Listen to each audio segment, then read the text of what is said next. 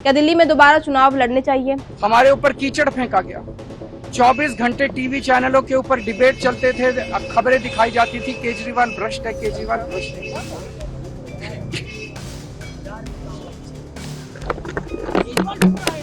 अरे केजरीवाल भ्रष्ट नहीं है। नमस्कार दोस्तों, आप देख रहे हैं आपकी खबर राजनीति और मैं हूं आपके साथ आयुषी यादव। देश की राजनीति में एक बार फिर दिल्ली शराब नीति मामला चर्चा के केंद्र में है। अदालत से अरविंद केजरीवाल को राहत मिलने के बाद अब सियासी पारा और तेज हो गया है। बिहार से लेकर दिल्ली तक सवाल उठ रहे हैं, क्या गलत आरोपों की कीमत राजनीति में हार चुकानी पड़ी, और अगर ऐसा है तो इसकी भरपाई कौन करेगा? इन्हीं सवालों के बीच आरजेडी के नेता तेजस्वी यादव ने दिल्ली में दोबारा विधानसभा चुनाव कराने की मांग कर दी है। और जो हर्जाना जो केजरीवाल जी को भुगतना पड़ा, चुनाव हारना पड़ा, तो अब इसका खामियाजा जो है, इसकी भरपाई कौन करेगा?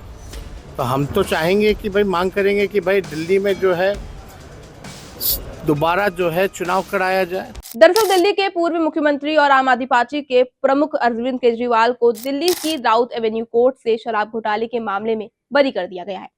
केजरीवाल के साथ साथ दिल्ली के पूर्व डिप्टी सीएम मनीष सिसोदिया और कुल 21 अन्य आरोपियों को भी अदालत से क्लीन चिट मिल गई है। अदालत ने साफ कहा है कि आरोप साबित करने के लिए पर्याप्त सबूत नहीं थे। यानी जिस केस को लेकर सालों तक राजनीति गरमाई रही, उसी केस में अदालत के आरोपों ने टिकाऊ नहीं माना गया। इस फैसले के बाद पटना में मीडिया से बात करते हुए आरजेडी के कार्यकर्ता अध्यक्ष और बिहार विधानसभा में नेता प्रतिपक्ष तेजस्वी यादव ने सीधा हमला बोला है। तेजस्वी यादव ने कहा कि इस फैसले से बीजेपी का चाल, चरित्र और चेहरा सामने आ गया है। उन्होंने सवाल उठाया कि अगर केजरीवाल निर्दोष थे, अगर केस में कुछ था ही नहीं, तो उन्हें दिल्ली का विधानसभा चुनाव हारने की कीमत क्यों चुकानी पड़ रही है?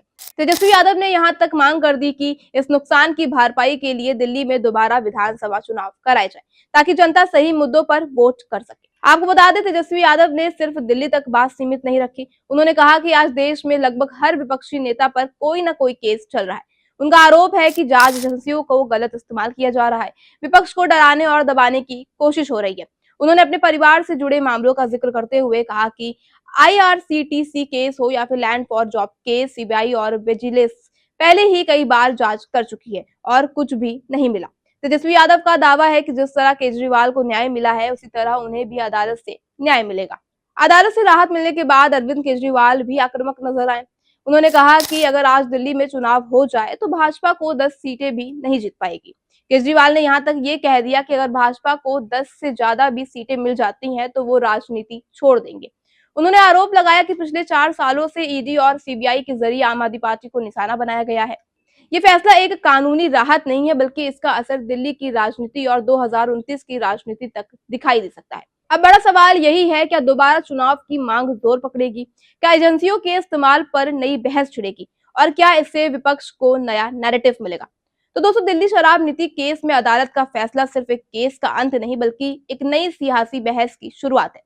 आप क्या सोचते हैं? क्या दिल्ली में दोबारा चुनाव लड़ने चाहिए, या सिर्फ राजनीति बहस जवाब की रणनीति है? अपनी राय कमेंट में जरूर बताइएगा। अगर वीडियो पसंद आया हो तो लाइक करें, चैनल को सब्सक्राइब करना मत भूलिए और ऐसे ही राजनीतिक वीडियो के लिए देखते रहे हमारे चैनल आपकी खबर राजनीति को।